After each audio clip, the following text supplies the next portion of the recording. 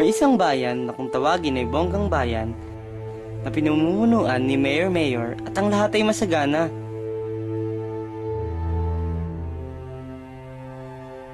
Ang lahat ng kasaganaang ito ay resulta ng mga imbensyon ng dalawang magkaibigang doktor na sina Dr. Sprakatum Sprakity at Dr. Alipungatan Jr.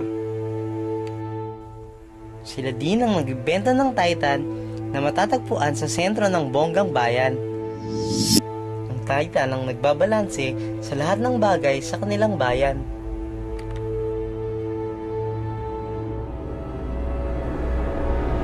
Dahil sa nakamit na tagumpay, namuo ang kasakiman sa puso ni Dr. Sprakatum Sprakity at nagangad na agawin ang posisyon ni Mayor. Kabilang na dito ang paghangad na mapa sa kanya ang Titan na kanilang inimbento. Sinubukan ni Dr. Ali na pigilan si Dr. Sprakatum sa kanyang mga binabala, ngunit nagpatigas ito at lalo pang naging masama. Pinakaw ni Dr. Sprakatum ang Titan at pinalabas na si Dr. Ali ang nagnakaw nito. Dahil sa nangyari, naging masama ang tingin ng mga tao kay Dr. Ali at siya ay pinatapon. Simula noon, hindi na siya muling nakita. Sabay ng pagkawala ni Dr. Ali, ginamitan ni Dr. Sprakatum ng mind control si Mayor upang hindi makasagabal sa mga plano nito at gumawa ng nuclear reactor pamalit sa nawalang Titan.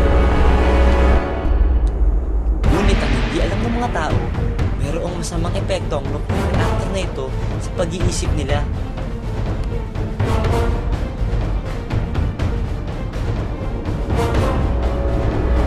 Hinati ni Dr. Sprakatum ang bayan sa dalawa.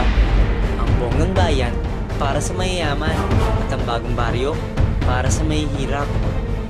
Dito nagsimulang sumikat at kumanda ang paningin ng mga tao kay Dr. Sprakatum. Hindi alam ng mga tao ang itim na balak ng doktor sa kanila.